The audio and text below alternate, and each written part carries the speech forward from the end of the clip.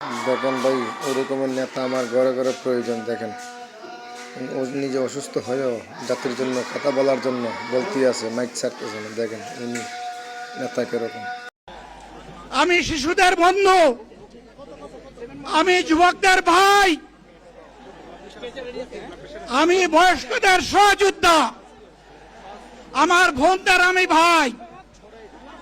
সুতরাং তাদের মুক্তির জন্যই আমি দায়িত্ব নিয়ে আজকে এখানে দাঁড়িয়েছিলাম। আল্লাহর ইচ্ছা শরীর আমাকে সাময়িকভাবে সহযোগিতা করে নাই, এটাও আল্লাহর ইচ্ছা যে এখন আল্লাহ আমাকে কথা বলার সুযোগ দিচ্ছেন। আমি বলতে চাই, বাংলাদেশের নির্দিষ্ট কোন শ্রেণীর মুক্তির জন্য আমাদের এই লড়াই নয়।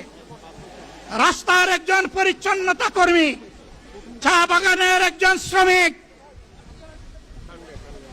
রক্ত পানি করে ঘাম জড়ানো আমার একজন রিক্সা চালক ভাই মাঠে ময়দানে বাংলাদেশের মানুষের মুখে যারা এক মুঠো ভাত তুলে দিতে চায়, আমার সেই কৃষক বন্ধুটি, আমি তাদের হয়ে আজকে এখানে কথা বলতে এসেছি।